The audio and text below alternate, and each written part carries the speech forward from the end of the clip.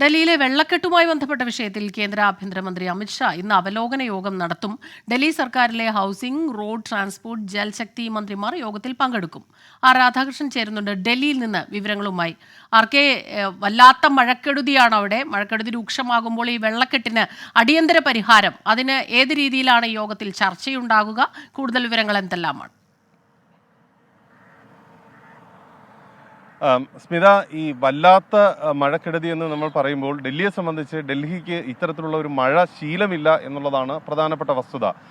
വർഷങ്ങളായിട്ട് ഡൽഹിയെ സംബന്ധിച്ച് ഈ പെയ്യുന്ന മഴയുടെ അളവ് ഇന്നലെ പെയ്ത മഴയുടെ അളവുമായിട്ട് താരതമ്യപ്പെടുത്തുമ്പോൾ തുലോം കുറവാണ് എന്നതാണ് ഒരു യാഥാർത്ഥ്യം. പക്ഷേ ഇന്നലെ ശക്തമായിട്ട് മണിക്കൂറുകൾ നീണ്ടു നിൽക്കുന്ന മഴയാണ് രാത്രി സമയത്തുൾപ്പെടെ പെയ്യുന്ന ഒരു സാഹചര്യം ഉണ്ടായത്. ഇതോടെ ഡൽഹിയെ സംബന്ധിച്ച് ഒരു പ്രധാനപ്പെട്ട വിഷയം, ഡൽഹിയിൽ ഈ നഗരം ആസൂത്രണം ചെയ്തിരിക്കുന്നത് വെള്ളം മഴ കേന്ദ്രീകരിച്ച് അല്ലെങ്കിൽ മഴയുണ്ടാകുമ്പോഴുള്ള പ്രശ്നങ്ങൾ നേരിടാൻ പാകത്തിലല്ല നിർമ്മിച്ചിരിക്കുന്നത്. അതുകൊണ്ട് തന്നെ ഈ മണിക്കൂറുകൾ നീണ്ടു നിൽക്കുന്ന മഴയുണ്ടായ സമയത്ത് ഞാൻ ഈ നിൽക്കുന്ന പ്രദേശമൊക്കെ ഏതാണ്ട് മുട്ടൊപ്പം വെള്ളത്തിൽ ആകുന്ന ഒരു അവസ്ഥയിലേക്കായിരുന്നു കാര്യങ്ങൾ എത്തിയത്. സാധാരണ ആളുകളുടെ ജീവിതത്തെ പൂർണ്ണമായിട്ടും ദുസ്സഹമാക്കുന്ന വിധത്തിലേക്ക് കാര്യങ്ങൾ എത്തി. ഡൽഹി നഗരത്തിൻ്റെ എല്ലാ പ്രദേശങ്ങളിലേക്കും, എല്ലാ പ്രാന്തപ്രദേശങ്ങളിലേക്കും വെള്ളം ഇരച്ചു കയറുന്ന ഒരു സാഹചര്യമാണ് ഉണ്ടായത്. ITO അടക്കമുള്ള ഇടങ്ങളിൽ, അതായത് രാജ്യ തലസ്ഥാനത്തിൻ്റെ ഏറ്റവും പ്രധാനപ്പെട്ട കേന്ദ്രങ്ങളിൽ അടക്കം ഈ വെള്ളക്കെട്ട് ദൃശ്യമാകുന്ന വിധത്തിലേക്ക് വലിയ കൊട്ടിഘോഷിച്ച് നമ്മൾ ഉണ്ടാക്കിയ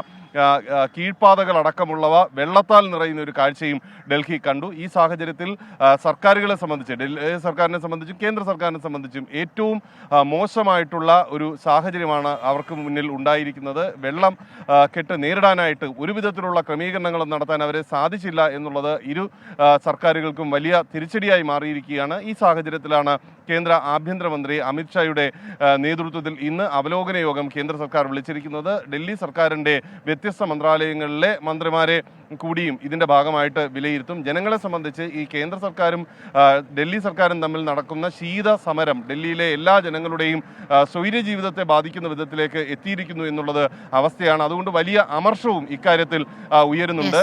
നമ്മൾ പ്രത്യേകിച്ച് ശ്രദ്ധിക്കേണ്ടത്, ഡൽഹിയിൽ ആം ആദ്മിയുടെ ഇപ്പോഴത്തെ കൂട്ട് കക്ഷിയായിട്ടുള്ള കോൺഗ്രസ് അടക്കം ഈ വിഷയത്തിൽ ആം ആദ്മി പാർട്ടിയെ വിമർശിച്ചുകൊണ്ട് രംഗത്തെത്തിയിരിക്കുന്നു എന്നുള്ളതാണ്. കേന്ദ്ര സർക്കാരിനെ സംബന്ധിച്ച് ഏതായാലും ഈ രാഷ്ട്രീയ ഭിന്നതകളൊന്നും തന്നെ ഈ വെള്ളക്കെട്ടിനെ പരിഹരിക്കുന്ന യോഗത്തിൽ അതൊരു വലിയ പ്രശ്നമാകാതിരിക്കട്ടെ. സാധാരണക്കാരുടെ ഏറ്റവും വലിയ പ്രശ്നമാണ് ഈ വെള്ളക്കെട്ട്.